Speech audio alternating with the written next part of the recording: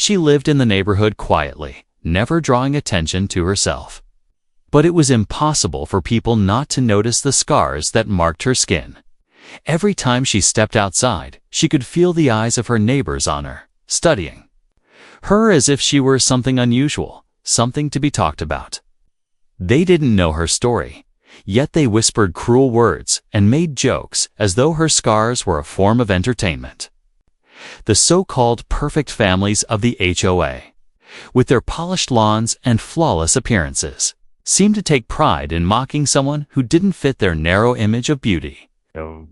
Children laughed because they heard their parents laugh, and grown men and women smirked when she passed by, believing their judgment was harmless. She could hear the chuckles behind her back, feel the pitying stares when she went to collect her mail, and sense the unspoken gossip during every neighborhood gathering. She carried herself with quiet strength, but the constant ridicule weighed on her, reminding her daily that people only saw her scars, not the person behind them, not the life she had lived, and certainly not the truth of what those scars represented. The HOA families prided themselves on being picture perfect, always presenting themselves as if their neighborhood were a showcase of success and refinement. Yet behind those manicured lawns and freshly painted fences, there was a cruelty that lingered. In their whispers, whenever she walked by, conversations seemed to pause, and hushed laughter would ripple through the group as eyes darted toward her scars. Mothers with their polished appearances leaned into one another, making cutting remarks they thought she couldn't hear, while fathers smirked as though mocking her somehow made them superior. The children absorbed every bit of it, repeating the laughter and mimicking the sneers until it became a game, as if her pain were a spectacle for their amusement. At neighborhood meetings or simple strolls, she became the target of judgmental stares, the unspoken punchline to jokes shared in low voices. No one bothered to understand her. No one thought to ask what she had endured. Because in their eyes, she was simply someone who didn't belong in their perfect little world. They dismissed her dignity without hesitation, reducing her existence to nothing more than the scars they could see. Never imagining there could be meaning behind them, she carried herself with a quiet composure that many mistook for weakness, choosing not to retaliate when the whispers grew louder, or when the laughter echoed just a little too close.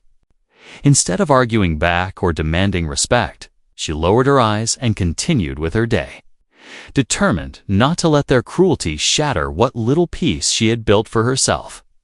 Each insult, each judgmental glance, was met with silence. Not because she didn't feel the sting, but because she had long ago learned that some battles were not worth wasting energy on. Her silence, however, was not an absence of strength, but a deliberate choice.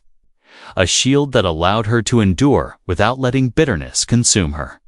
She went about her chores, tended to her home, and carried the weight of her scars with a quiet dignity that no one in the neighborhood seemed capable of recognizing.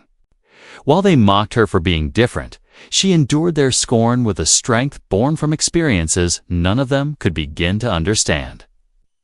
And though the ridicule was constant, she bore it with an unshakable patience that made her presence all the more unexplainable to those who thrived on tearing her down one afternoon.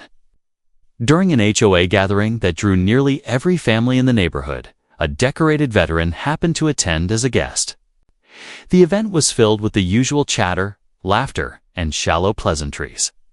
But for her, it was just another occasion where she would quietly stand on the sidelines. Aware of the judgmental stares that always seemed to follow, she moved carefully through the crowd, trying not to draw attention when the veteran's eyes suddenly caught sight of the ink etched on her skin. It wasn't just any tattoo, it was the insignia of a military unit, a mark that only those who had served or shared in its struggles would ever truly understand. The moment he recognized it, his expression changed, his posture stiffened, and the noise of the gathering seemed to fade for him as he focused on her. For the first time, someone wasn't looking at her scars with ridicule or pity, but with a recognition that carried weight. His gaze lingered, not on the marks that everyone else mocked, but on the symbol that told a story he knew all too well. A story of sacrifice, survival, and an unbreakable bond formed in places the rest of the neighborhood could never imagine. The veteran's sudden reaction caught everyone by surprise, shattering the easy laughter that had filled the air only moments before. His eyes locked on her tattoo with an intensity that silenced his words mid-sentence, leaving him frozen in place as though he had seen a ghost. Conversations around them began to falter as others noticed his change in demeanor, their curiosity quickly turning to unease.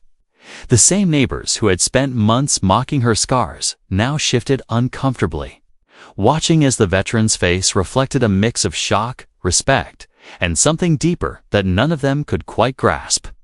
He took a slow step closer, his voice quiet but heavy with recognition as he identified the unit insignia. A name and number that resonated with a history only few could truly comprehend. His reaction was not casual, not polite curiosity, but the unmistakable acknowledgement of someone who understood exactly what it meant to carry such a mark. The atmosphere of superiority that the HOA families had built around themselves began to crumble in that instant, as the weight of the veteran's recognition made it clear that the pseudo woman they had dismissed so easily was not who they had assumed.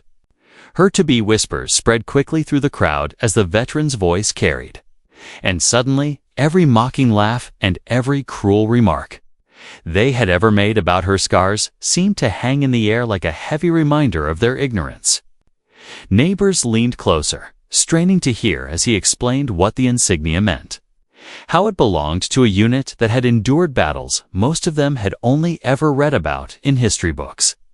The realization spread across their faces slowly, a dawning awareness that the woman they had ridiculed for so long had lived through experiences they could never even imagine. Her scars, once the subject of gossip, were now seen in a new light. No longer marks of shame, but evidence of survival, strength, and sacrifice. Children who once giggled behind her back now clung to their parents' sides, sensing the weight of the moment without fully understanding it. Even the proudest families, those who had led the mocking with the loudest voices, stood silent, stripped of their arrogance. The atmosphere shifted, and the woman who had endured their cruelty in silence was suddenly someone they all looked at differently. Not as a simple figure to laugh at, but as a person whose story demanded respect.